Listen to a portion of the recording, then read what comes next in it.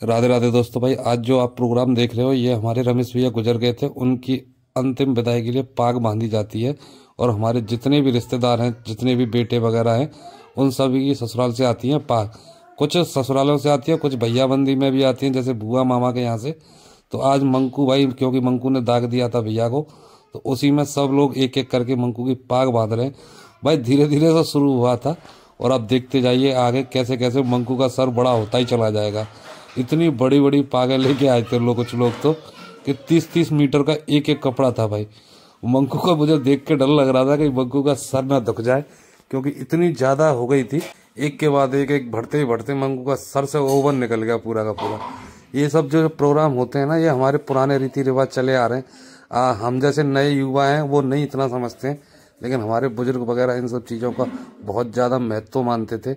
इसीलिए तब से लेके अब तक ये सब चली आ रही हैं और कोई भी इन सब को बंद करना नहीं चाहता, क्योंकि ये हमारी रीति रिवाज हैं और अपने कल्चर, अपने जो ज़मीन से जुड़ने के तरीके होते हैं, उनको कोई भी नहीं छोड़ना चाहता।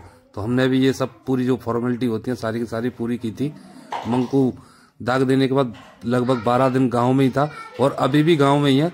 पाग पूरा जो प्रोग्राम था वो कंप्लीट होने के बाद फिर जाते हैं भाई लास्ट में मंदिर दर्शन करने के लिए, क्योंकि जब भी आपके घर में कोई गुजर जाता है ना, तो 12 दिन तक या जब तक 13वीं नहीं हो जाती, आप लोग मंदिर में जा नहीं सकते, अपने घर में भी पूजा नहीं कर सकते।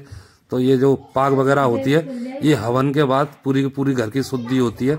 हमारे घर में जितने भी 5 घर हैं, हमारे 5 घरों में ये पूजा आज से शुरू होगी, ये पाग बंधने के बाद। क्योंकि शुद्धि का जो हवन हुआ है इससे पहले होता है, उसके बाद बनती है पाग।